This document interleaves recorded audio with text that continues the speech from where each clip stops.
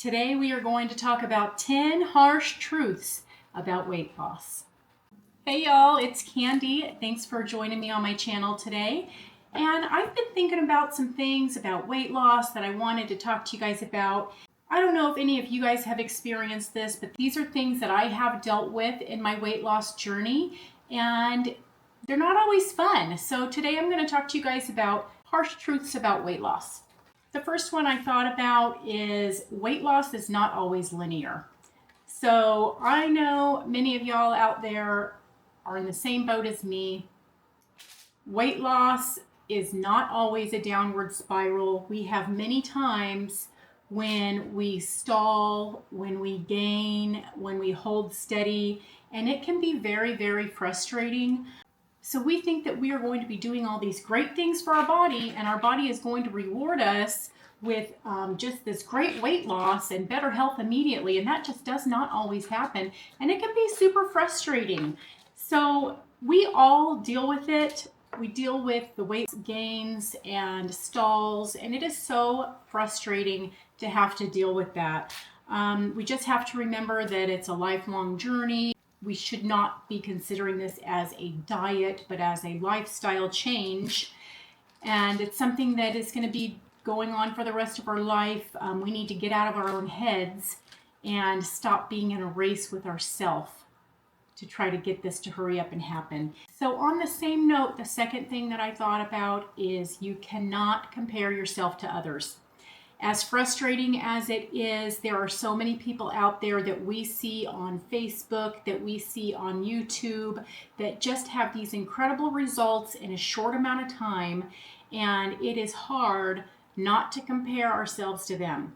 But we have to remember that we are our own person.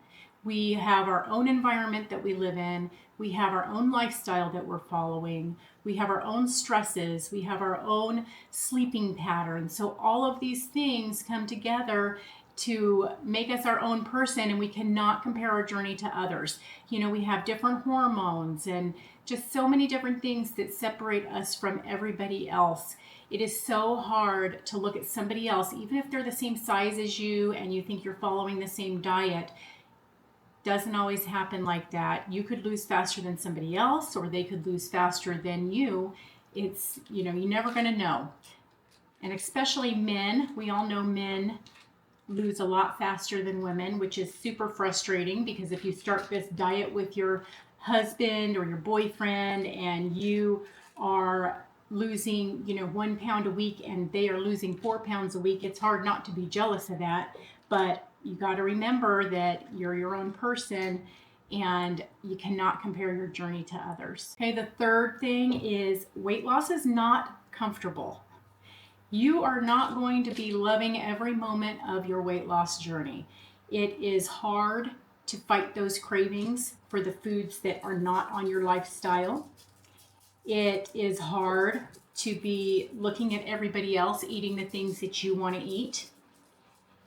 It is just so frustrating when you are really craving sugar and that's the one thing you give up, So it is not a comfortable thing. When you change the foods that you're eating, you can have bowel changes, you can have tummy issues, hormonal issues. Everything's going to be changing. You have to remember the big picture here. What is your ultimate goal? You're doing this not just for weight loss, I'm sure, but you're doing it to get healthy. So look at the big picture. It's not always going to be comfortable. It's not going to be fun. Get out of your comfort zone and just do what needs to be done to get yourself healthy. Okay, another one. Your body likes to work against you.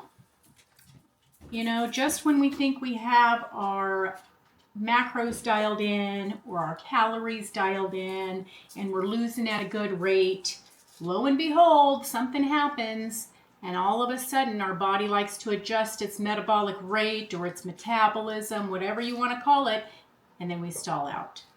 And it gets so frustrating. So it's not your imagination. Your body really does work against you. So if you are doing the same thing over and over and your body adjusts and it stops working, you may need to tweak it. One more thing, people will look at you differently. So especially if you lose a considerable amount of weight, you're going to have people start making comments on the way you look, complimenting your appearance, that how much better you look. And in a way, it's kind of a slap in the face because you're the same person that you were when you were 50 pounds heavier or 100 pounds heavier, but yet they're commenting on how great you look now. And internally, you're the same person. You have the same thoughts, you have the same feelings, the same emotions. So it kind of is a slap in the face. You have to take it with a grain of salt. People don't really mean it to be negative about who you were before. They are giving you a compliment. So I take it with a grain of salt. For example, there's this guy at my work, and he has seen me. He's a customer that comes in, and he has seen me at my heaviest, about 180 pounds, 185 pounds, and he has seen me now. And he has made the comment several times, and it makes me giggle, and it's kind of rude, you know, but I know this guy, and I know he's not meaning it to be rude, and it just makes me giggle because it's the truth. He says, "Hey, Kandi, do you remember when you couldn't walk? Do you remember when you couldn't even walk across the room?" And I do remember that. I remember when I struggled to walk from my office to the car. It was so uncomfortable when I was 280 pounds. It hurt my back so bad that it was awful, you know. And so I know exactly what he's talking about. I walked so slow. Not that I don't walk slow now, but it was worse. Like I could barely walk. And I remember just like leaning back like this, and I could barely like go like that because my stomach, it's big now, but it was really big then. And I would never want to be back to that size. It was so uncomfortable, and he is right. I could not walk. It was very uncomfortable. So people will make comments like that. They're going to look at you different. They're going to give you compliments. So take it with a grain of salt. Just understand that, you know, people will treat you differently. You know, unfortunately, there is this stigma on, you know, overweight people. So the thinner you are, it's more beautiful in people's eyes, and people will give you more compliments. They will be more attentive to you. They will give you more assistance. So it is sad to say that you will get treated different, but for the most part, people will treat you different when you lose a considerable amount of weight. So just take it with a grain of salt. You know, try not to get too offended about it. Just know that you are the same person. Don't let their reactions to you determine how you feel. Another crappy thing about weight loss is you're going to come across emotional and psychological challenges. So if you are like me, I was used to turning to food to eat my emotions. You know, if I was happy, I was going to eat. If I was sad, I was going to eat. If I was mad, I was going to eat. Everything I did was centered around food. And there's a lot of people that use food as a crutch like that. And when you don't have that crutch anymore, you know, you're going to have to look for another outlet when it comes to dealing with emotions. So maybe go for a walk, or pick up a hobby, paint rocks, I don't know, clean your house. Something is going to have to take the place of what you used food for prior to your weight loss journey. There is a lot of people that replace an addiction to food with addictions to other things. So you have to be careful of that too. Like people will trade food and start smoking, or trade food and start shopping a lot. You know, there's an addiction that people have to food that when they cannot fulfill that addiction with the food, then sometimes they will go other ways. So you just have to make sure that you have a positive outlook and a positive recourse for those emotions that you're dealing with, because you're not going to be eating the same way that you used to eat to deal with those emotions. All right, so social pressure and isolation. Um, Eating is a very social thing. You think about it, what does our families do? We get together and we barbecue. We get together for Thanksgiving for a huge meal, Christmas meal, Easter meal. Anytime we get together for a celebration, it usually involves food.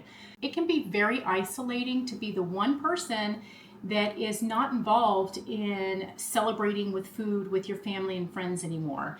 You may feel like, you're not strong enough, so you have to turn down invitations to go out to dinner or drinks with your friends because you don't want to be put in that situation of having to turn down food and drinks when you're not feeling quite strong enough yet. And if that is what you have to do, that is what you have to do. Eventually, you will get into the routine and you will get strong enough where you will be able to maybe eat beforehand and then just go out and have some water or seltzer water, things like that, and choose something off the menu that you are able to eat. It is very, very isolating at times, especially if you're in a household or in a family full of people that love to eat and you're the only one embarking on a health journey.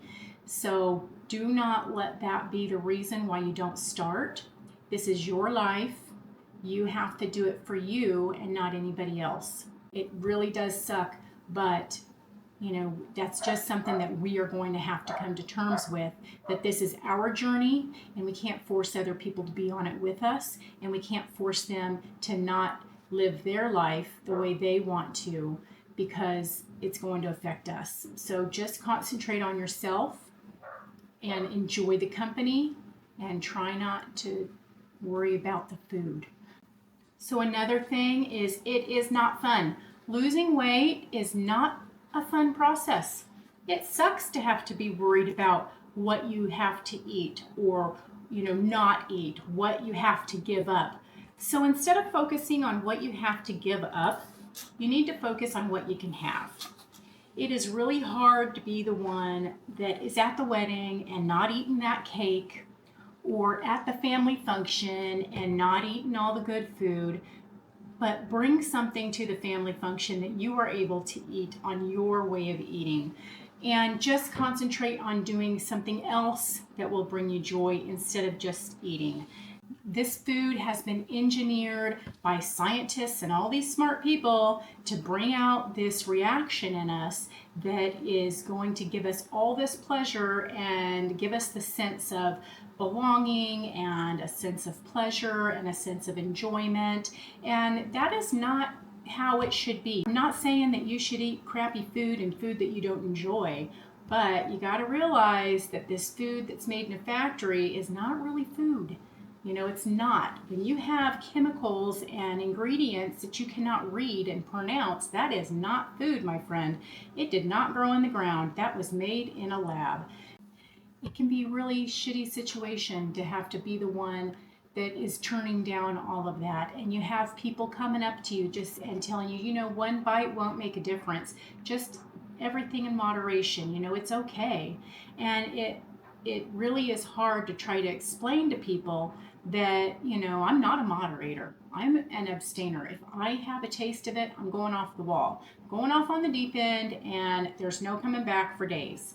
So everybody loves company. They want you to join them, and it's, they love you. They just want you to be on their side. So it's not their fault. That's how most of us were raised. We were raised to feed the people that we love. I mean, what's the first thing that happens when you go to mama's or grandma's house? They want to give you a piece of pie or something good to eat. So I get it. But it's not fun to be the one that has to turn it down. But it's something, if you are serious about your weight loss and you are serious about getting healthy, it's something that has to be done. One more uncomfortable truth that people may not think about when they start losing weight is you can't hide behind that fat anymore. So one thing that happens when we are fat is we use it as an excuse. We hide behind that fat and use it as a shield. And you may not think you do, but you probably do, at least in some situations. Once you lose that, you can't hide behind it anymore.